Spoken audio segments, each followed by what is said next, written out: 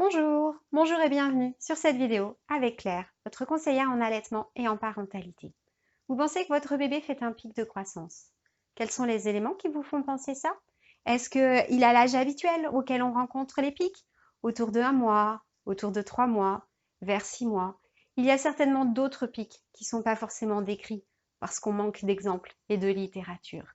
Est-ce que tout allait bien, que vous aviez trouvé un bon rythme, que les choses s'enchaînaient plutôt bien entre les tétés, les moments d'éveil et les moments de sommeil? Et puis d'un seul coup, sans prévenir, sans savoir vraiment ce qui se passe et qui a déclenché ça, votre bébé s'est mis à pleurer, à réclamer plus souvent à téter, à sembler ne jamais être satisfait. Eh bien, si c'est ça, oui, votre bébé fait un pic de croissance. Alors qu'est-ce qui se passe? Pourquoi un pic de croissance? Qu'est-ce que c'est que ça? Eh bien, c'est simple. Votre corps s'était adapté aux besoins de votre bébé.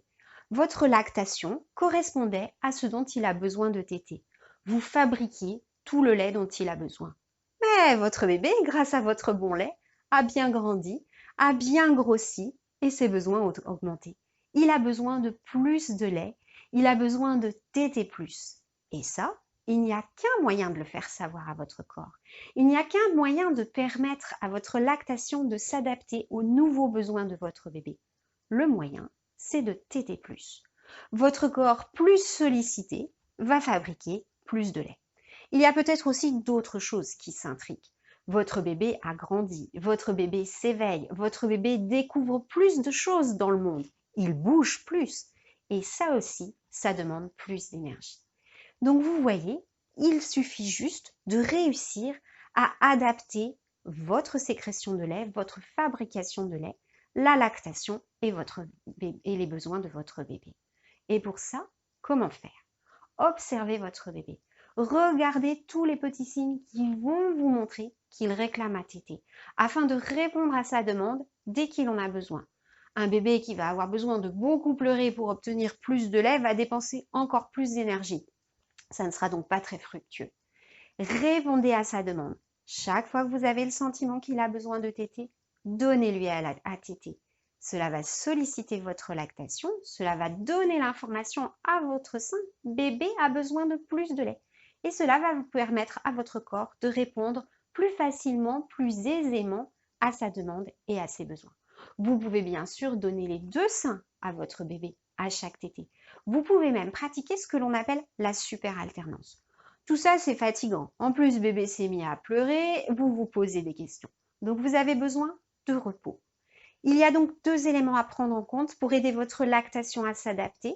D'une part, plus de demandes, mettre bébé plus au sein.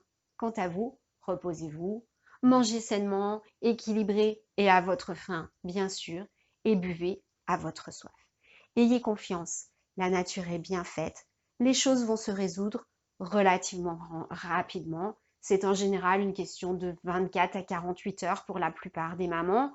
Si les choses ont un petit peu traîné, il faudra peut-être un petit peu plus longtemps. Mais tout va bien se passer. J'ai confiance en vous, j'ai confiance en votre bébé et je sais que vous allez y arriver. Il y a quelques pièges à éviter, des petites tentations auxquelles résister. La première, c'est la sucette. Effectivement, vous pouvez peut-être proposer la sucette à votre bébé en disant il réclame plus à téter, mais il n'a peut-être pas forcément très faim et il a juste un besoin de succion et moi, je ne peux pas assurer tout ce besoin de succion. Seulement, peut-être que votre bébé va effectivement se satisfaire de ce besoin de succion. Mais dans ce cas-là, qu'est-ce qui va se passer? Il ne va pas solliciter votre corps, bien évidemment. Vos seins ne sauront pas qu'il faut fabriquer plus de lait. Et vous allez avoir un bébé qui peut, à ce moment-là, manquer. Se satisfaisant de la sucette, il n'aura pas assez de lait et sa croissance va en pâtir. Le deuxième piège, c'est le biberon. Vous pouvez vous dire, mon bébé a faim, je n'arrive pas à assumer au niveau lactation et je lui donne le biberon.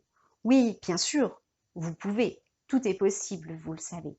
Mais de ce fait, avec le biberon, du lait est apporté à votre bébé, il grossira bien, on est bien d'accord. Mais votre corps, lui, n'aura pas cette information.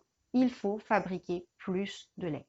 Et le corps, je suis navrée de vous l'apprendre, mais c'est un paresseux. C'est-à-dire que plus le temps passe, et plus il a tendance à dormir sur ses lauriers et à ne pas forcément fabriquer plus de lait. Si on veut qu'il fabrique plus de lait, voire même qu'il garde une lactation constante, il faut en permanence que bébé tète et lui donne cette information. Il faut fabriquer du lait pour bébé. Maintenant, si vous décidez de vous orienter vers un sevrage, c'est bien évidemment une possibilité. Inutile de booster une lactation pour ensuite arrêter. C'est à vous de voir, c'est à vous de choisir ce que vous avez envie de faire, mais faites-le en connaissance de cause. Voilà, je vous ai donné un petit peu les raisons de ce pic de croissance, quand est-ce qu'il arrive, à quoi il ressemble. Je vous ai expliqué comment y répondre et j'espère que je vous ai apporté les éléments dont vous aviez besoin. Je vous ai donné les petits pièges à éviter et maintenant, c'est à vous.